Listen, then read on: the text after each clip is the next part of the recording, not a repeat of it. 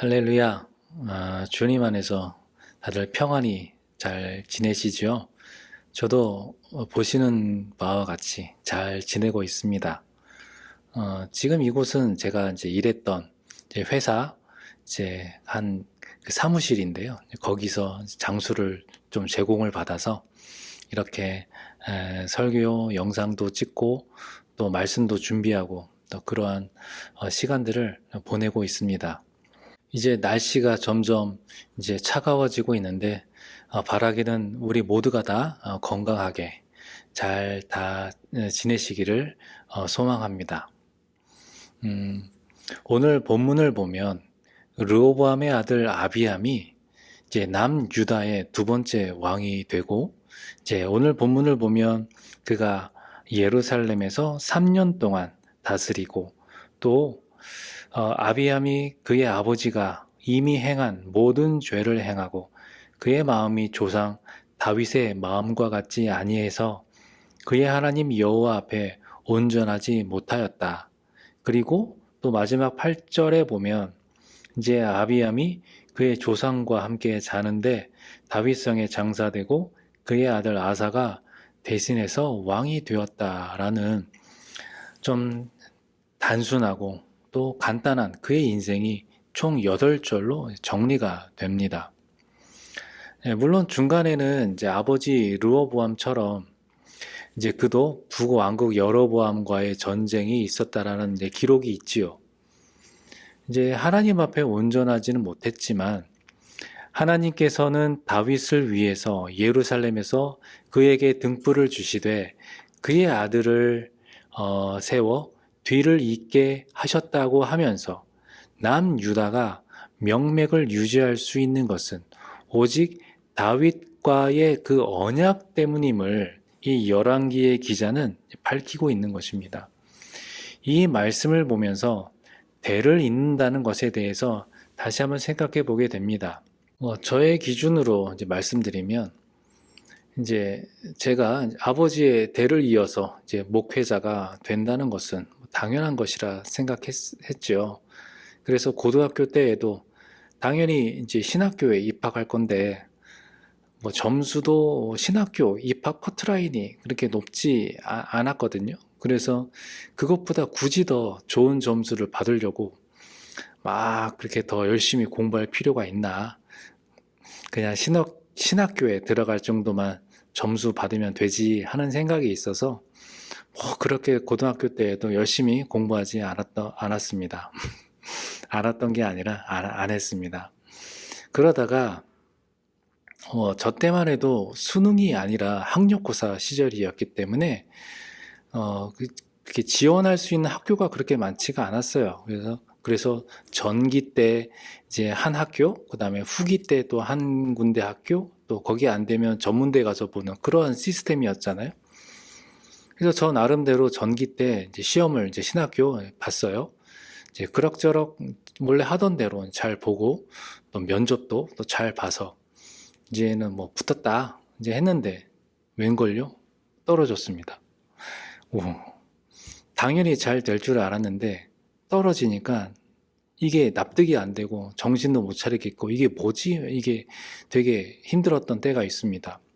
그러면서 아니 내가 주님의 길을 가겠다는데 하나님 왜 저를 떨어뜨리십니까? 그런 교만한 마음에 그런 상황들을 받아들이지 못했던 그런 시간들이 있는데 이제 며칠이 지나고 나서 기도하면서 이제 그 마음속에 이런 생각이 드는 거예요. 왜 너가 목회자 후보생이 되려고 하는데 너가 왜 목사가 되려고 하는데 그런 생각들 그런 고민들이 좀 내 안에 막 이렇게 생겨나는 거죠.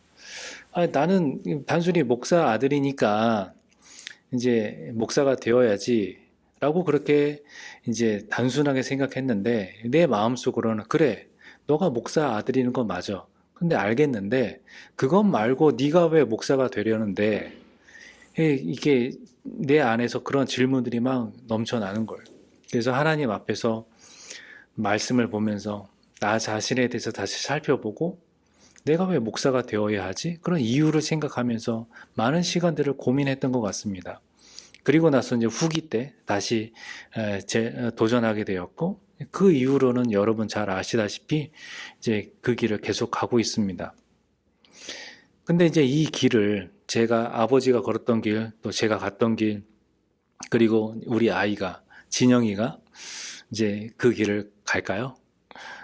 하나님이 예비하신 그 아이의 길이 있겠지요. 이렇게 저희 경우처럼 신앙의 대를 잇는다는 것과 또 아버지의 대를 이어서 이 목회자의 길을 이어간다는 그런 것은 어떻게 보면 가업을 잇는다는 것으로 볼 수가 있겠지요. 그러면 가업은 있는데, 이어가는데, 만약에 신앙의 대를 이어가지 못한다면 어떻게 될까요? 반대로 가업은 아니지만 그 신앙의 대를 이어갈 수도 있겠지요? 아니면 둘 다 아닐 수도 있겠고요. 오늘 본문의 아비암은 이제 가업은 이어갑니다. 아버지가 왕이니까 자기도 왕이 되어서 그 이제 대를 이어갑니다. 그런데 성경 말씀을 보니까 신앙의 대를 잇지는 못했습니다. 물론 자기 아버지 르호보암으로부터 받은 게 없으니까 뭐 그럴 수도 있겠지요. 또 르호보암도 자기 아버지 솔로몬에게 이방의 우상을 넘겨받았으니까 그 할아버지 다윗의 신앙의 대를 잇는다는 게 좀 어려웠겠지요. 그러면 솔로몬은 왜 아버지 다윗의 그 신앙의 대를 잇지 못했을까요? 솔로몬 초기에는 이제 단지 어떤 정치적으로나 정략적으로나 그런 결혼을 하면서 많은 부인들이 있었는데 처음부터 그렇게 우상들을 많이 마구마구 들여오지는 않았겠죠. 결혼 생활 하다 보니까 이제 끊임없이 이제 우상을 갖고 와달라, 뭐 이렇게 우상에게 같이 가서 뭐 숭배하자, 제사하자, 그런 유혹에 뭐 못 이겼을까요? 하지만 솔로몬은 하나님으로부터 정말로 완전히 떠난 것은 아닙니다. 하나님도 섬기고 우상도 섬기고 했을 뿐이죠. 이제 그런 모습들이 이제 대를 이어서 내려갑니다. 르호보암도 그랬고 아비암도 그랬습니다. 이 열왕기서를 보면 르호보암이나 아비암이 하나님을 찾았다라는 그런 기록은 없지만 이와 동시대의 역사를 기록한 이 역대기를 보면 좀 다릅니다. 오늘 제가 새벽 예배 때 언급한 것처럼 르호보암도 역대하 12장 6절로 7절의 말씀을 보면 6절 이에 이스라엘 방백들과 왕이 스스로 겸비하여 이르되 여호와는 의로우시다 하매 르호보암이 스스로 겸비했다라는 것은 자신들의 잘못을 뉘우쳤다라는 것이고 이어서 여호와는 의로우시다라고 한 것은 주께서는 공의로우십니다라고 이렇게 고백을 한 것입니다. 그래서 7절에 보면 여호와께서 그들이 스스로 겸비함을 보신지라 여호와의 말씀이 스마야에게 임하여 이르시되 그들이 스스로 겸비하였으니 내가 멸하지 아니하고 저희를 조금 구원하여 나의 노를 시삭의 손을 통하여 예루살렘에 쏟지 아니하리라. 이때가 애굽의 시삭이 침공했을 때입니다. 시삭이 침략을 해서 성전과 왕궁에 있는 그 보물들을 또 솔로몬의 금방패를 다 빼앗아간 그때입니다. 그런데 르호보암이 하나님 앞에 스스로 겸비하였기 때문에 하나님께서 멸하지 아니하고 조금 구원하여 주셨다라고 기록이 되어 있습니다. 아비암도 마찬가지입니다. 역대하 13장 15절에 보면 열왕기에는 이제 아비암으로 이제 이름이 되어 있지만 역대기에는 아비야로 이름이 기록되어 있지만 동일 인물입니다. 15절에 보면 하나님이 여로보암과 온 이스라엘을 아비야와 유다 앞에서 치시니 하나님께서 아비암을 도와서 여로보암을 치셨다, 무찔렀다라는 말씀입니다. 이렇게 솔로몬도 또 르호보암도 아비암도 모두 하나님을 의지하긴 했습니다. 힘들 때, 어려울 때, 급박할 때 하나님을 찾기는 찾았습니다. 여로보암도 자기 아들이 이제 병에 걸렸을 때 그 여로보암도 하나님을 찾기는 했지요. 그런데 뭐가 문제여서 이 열왕기서에서는 이 왕들이 여호와 보시기에 악을 행했다라고 그렇게 기록이 되어 있을까요? 열왕기상 그 11장 4절의 후반부를 함께 보면 왕의 마음이, 그러니까 그때는 솔로몬의 마음이 그의 아버지 다윗의 마음과 같지 아니하여 그의 하나님 여호와 앞에 온전하지 못하였으니 라고 기록이 되어 있고요. 오늘 보면 15장 3절에도 보면 아비암이 그의 아버지가 이미 행한 모든 죄를 행하고 그의 마음이 그의 조상 다윗의 마음과 같지 아니하여 그의 하나님 여호와 앞에 온전하지 못하였으나, 다윗의 마음처럼 하나님 앞에 온전히 못하였다라는 게 문제입니다. 그렇다고 그러면 다윗이 정말로 하나님 앞에 완전 무결한 사람이었느냐? 그건 아니지요. 그럼 다윗의 무엇이 하나님 앞에 온전하게 하였느냐? 다윗은 하나님께서 그의 죄악을 지적하셨을 때 단번에 범죄 사실을 인정하고 회개하고 다시 하나님과 동행하는 그런 삶을 살려고 노력했기 때문에 그 태도를, 그 마음을 완전한 마음으로 하나님이 인정해 주신 것입니다. 그러니까 다윗 자체가 완전한 마음을 가지고 있어서 뭔가 완벽한 그런 모습으로 살아간 게 아니라 죄를 지었을 때 돌이킬 줄 아는 그런 마음, 회개하는 마음, 그리고 다시 제대로 살려고 노력하는 그 마음을 하나님께서 귀하게 여기신 것입니다. 그런데 솔로몬에게, 또 르호보암에게, 또 아비암에게는 이런 마음이 없었다라는 것이죠. 그게 문제라는 겁니다. 하나님만 바라보고 하나님께만 영광 돌리고 하나님께만 의지하는 그런 마음이 아니라 하나님도 의지하고 우상도 의지하고 어쩌면 우상한테 더 마음이 기울였을 때도 있었겠죠. 심각한 상황이면 그때는 하나님도 찾고, 이렇게 하나님과 우상을 겸하여 섬기고 그런 의지하는, 왔다 갔다 하는 그런 마음들이 하나님 앞에 가증스러운 모습이면서 또 악한 모습이라는 말씀입니다.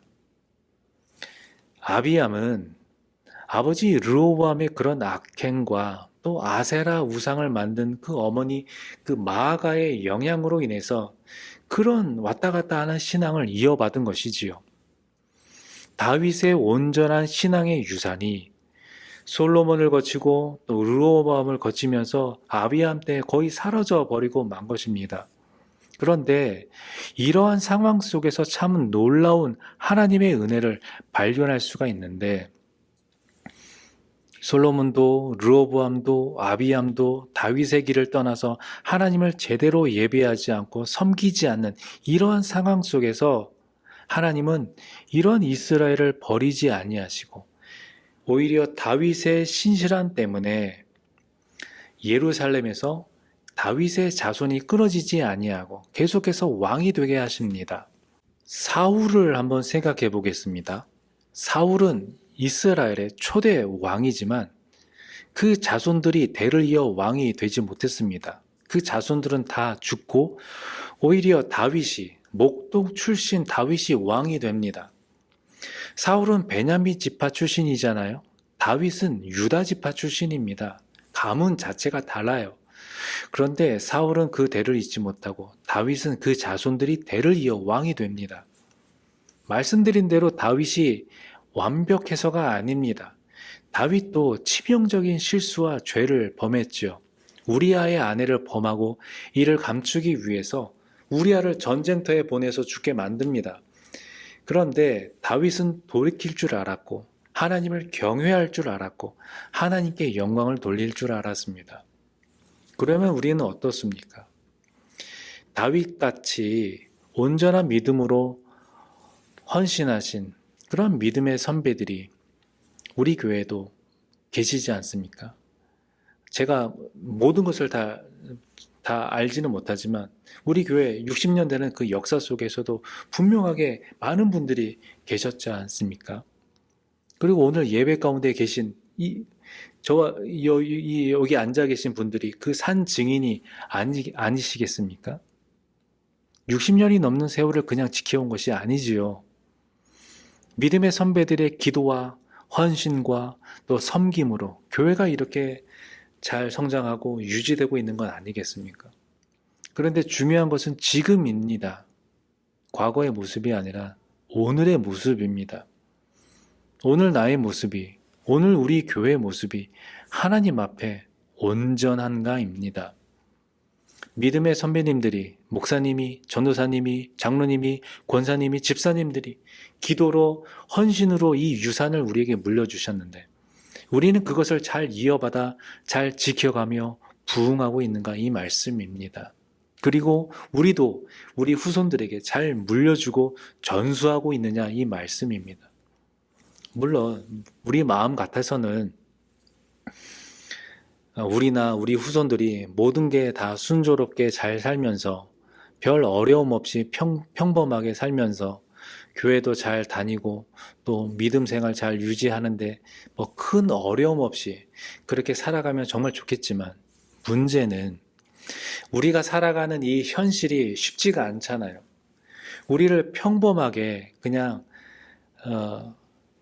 좋게 살아가도록 내버려 두질 않는다는데 문제가 있잖아요.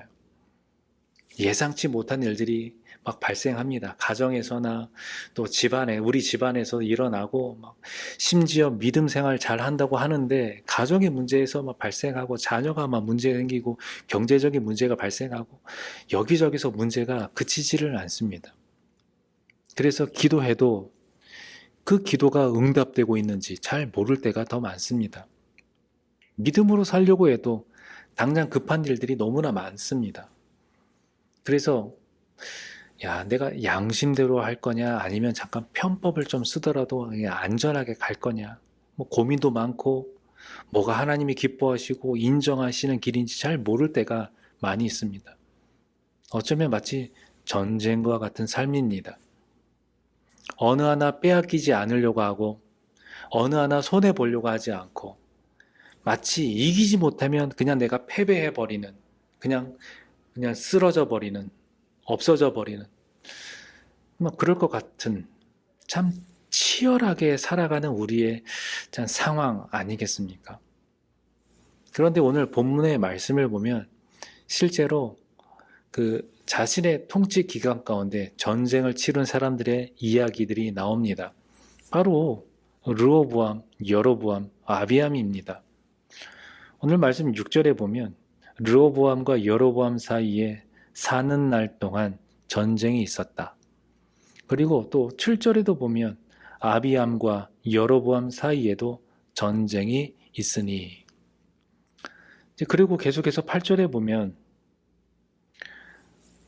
그 전쟁이 있었고 그 다음에 뭐 어떻게 됐다라는 그런 기록이 없고 그냥 아비암이 죽게 됐다. 그리고 그 이후에 그의 아들이 그의 왕위를 계승했다라고 말씀이 이어지고 있습니다. 물론 이제 아비암이 그 통치 기간이 3년밖에 안 됩니다. 그래서 어떤 남길 업적이 많지 않을 것이라고 생각이 되어지지만 그래도 성경에 남겨진 이 기록은 서로 간에 전쟁밖에 없다라는 것. 그리고 주변 이방 게다가 이 전쟁이 주변에 있는 이방 민족이나 어떤 다른 나라의 침입을 방어하기 위한 그런 전쟁이 아니라 자기 동족 간의 전쟁밖에 남지 않았다는 것. 그리고 그 전쟁도 자기 세력 유지를 위해서 북왕국은 북왕국대로 남왕국은 남왕국대로 자기 세력을 유지하기 위한 그런 소모적인 전쟁에 불과한 것이죠. 하나님을 향한 온전한 마음이 없고 하나님의 사랑이 자리하지 않는 그냥 오직 우상 숭배와 더불어서 탐욕과 시기와 질투에 사로잡힌 그들이 고작 한다라는 것이 서로 싸우는 것입니다. 전쟁하는 것입니다. 서로 빼앗기지 않으려고, 서로도 차지하려고. 그런데 이것이 오늘 말씀에 나오는 르호보암이나 아비암, 또 여로보암에게서만 찾을 수 있는 일일까요? 아니죠. 오늘날에도 믿음을 떠난 자, 혹은 믿음이 없거나 연약한 자들이 대부분 행한다라는 것이 바로 이와 같이 참 어리석고 무익한 일이라는 것입니다. 이렇게 믿음에서 벗어난 자들이 이런 무익한 일을 행하는 것은 그들이 진정으로 사모해야 할 진짜 가치가 있는 그 영적으로 바라볼 수 있는 그 시야가 그 영안이 없기 때문에 그런 것 아닐까요? 믿음으로 바라볼 수 있는 안목이 없기 때문에 그저 눈에 보이는 대로 판단하고 그런 제한된 생각과 경험과 그런 지식에만 사로잡혀서 멀리 내다보지 못하고 당장 급한 대로 당장 닥쳐진 일에만 집중하느라 전쟁을 치르며 그렇게 살아가는 것 아닐까요? 그러나 믿음을 가지고 지금 현재의 상황, 그리고 그 너머까지 우리가 살피고 판단할 수 있는 그런 통찰력과 또 그런 분별력을 가진 사람들은 사람들의 어떤 그 판단보단 말씀에 기초한 대로 분별하고 어느 누구의 편도 아닌 하나님의 입장에서 바라보고 또 그것을 우리가 분별할 수 있는, 그래서 어디에 영원한 가치가 있는지를 우리가 명확하게 인식할 수 있게 되는 것 아닐까요? 한번 사도 바울을 생각해 보겠습니다. 사도 바울이 예수님을 알지 못하고 진짜 믿음을 갖지 못했을 때에는 그저 주님이 세우신 교회를 모두 없애는 것이 하나님을 위한 일이라고 믿었습니다. 그래서 정말로 열심히 예수 믿는 사람들을 붙잡으려고 막 다녔습니다. 그러나 예수님을 만나고 나서 진짜 믿음을 가지게 되었을 때에는 무엇이 옳고 무엇이 그른지를 분별할 수 있게 되었고, 그래서 사도 바울이 인간적으로 부러워할 만한 그러한 배경이나 지식을 가졌음에도 불구하고 이것이 그리스도를 위한 것이 아니면 과감하게 버리고 하나님의 나라의 복음 전파를 위해서 평생을 헌신하며 살아갔던 건 아니겠습니까? 무엇이 우리 인생에서 가장 가치가 있는 것일까요? 예를 들어서 중고등부 학생들에게는 좋은 대학 가는 것이 최고의 가치가 아닐까요? 청년들에게는 좋은 직장에 취직하고 스스로 자립할 수 있는 그 기반을 만들어가는 것이 최고의 가치가 아닐까요? 가정을 이루고 집을 장만하고 아이를 양육하게 되고 그러다가 이제는 중년이 되면 이제는 건강이 최고야 라고 하지 않을까요? 오늘 본문에 나오는 아비암의 행적을 보면서 우리 역시 우리 후손들로부터 어떤 평가를 받을지 생각해 보셨을까요? 또한 하나님께서 우리의 인생을 어떻게 평가하실까요? 우리도 아비암처럼 주어진 그런 환경과 상황 속에서 치열하게 열심히 살아가고 전쟁도 불사하면서 그렇게 살았는데 우리 인생의 총평이 이제 나름대로 누구는 아무개는 나름대로 자기와 자기 주변을 위해서 열심히 살았으나 그의 마음이 예수님의 마음을 품지 못하여 하나님 앞에 온전치 못하였다가 그 인생의 결론이 되어진다면 얼마나 슬프고 안타까운 일일까요? 솔로몬도 처음에는 하나님을 의지하고 지혜를 구했을 때가 있었습니다. 그러나 하나님께서 지혜와 또 부귀 영화를 더해 주시고 그것을 누리면서 또 자기가 이루고자 한 성전 건축하고 왕궁을 건축하고 또 모든 것을 다 이루고 나서는 하나님께 더 가까이 나아가다가 아니라 오히려 우상에게 빠졌다는 것을 봤을 때에 우리가 정말 원하고 바라고 소망해야 할 것이 무엇인지를 깨달으시기를 바랍니다. 우리를 구원하시기 위해서 십자가에 돌아가신 예수님을 바라보면서 우리의 이기적인 욕망과 모든 구습을 십자가에다 못 박아버리고 예수님 안에서 얻은 그 새 생명을 우리가 순간순간 확인하면서 정말로 예수님 안에서 가치가 있는 삶을 살아가는 우리 모두가 되기를 소망합니다. 주님이 원하시는 것은 우리가 어떻게 화려하게 성공하는 것이 아니라 오직 믿음과 순종임을 기억하면서 살아가는 우리의 삶이 되기를 소망합니다.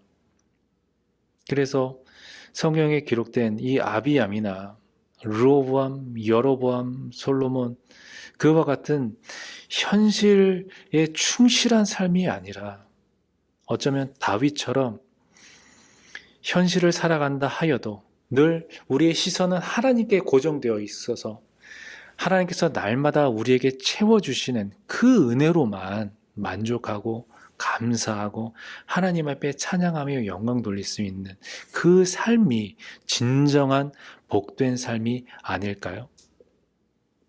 정말로 우리가 이 삶을 살아가면서 추구해야 할, 바라고 소망해야 될 그런 삶, 오직 주님을 바라보고 또 나와 동행하시는 그 성령님의 그 능력으로 힘입어서 매일매일 우리에게 어떤 상황이 온다 하여도 지치지 않고 피곤하지 않고 늘 승리하며 살아갈 수 있는, 그래서 우리의 믿음의 이 신앙의 유산을 우리 자녀들에게, 후손들에게도 잘 물려주고 그들로 하여금 계속하여서 하나님의 영광과 하나님의 나라를 위하여 살아가는 참된 가치관을 가지고 살아가게 하는, 그렇게 또 축복하는 복이 있는 저와 여러분의 삶이 되기를 주님의 이름으로 축원드립니다. 함께 기도하겠습니다. 하나님 아버지 감사합니다. 오늘도 하나님 말씀 가운데 거하게 하여 주시고 말씀 가운데에 교훈받게 하여 주시고 또 도전받게 하여 주시고 결단하게 하여 주시니 감사합니다.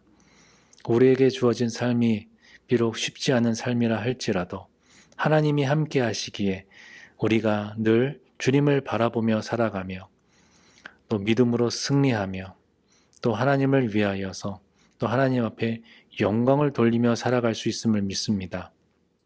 매일매일마다 말씀에 깨어있게 하여 주시고 또 하나님 말씀 가운데 기초 삼아서 우리가 이 세상 여러 가지 참 복잡하고 험난한 삶이지만 하나님의 지혜로 분별하게 하여 주시고 또 통찰력을 가져서 무엇이 옳은지 또 무엇이 그른지 우리가 가려가며 살아갈 수 있는 주님의 복된 삶이 되게 하여 주옵소서. 감사하며 예수님의 이름으로 기도하옵나이다. 아멘.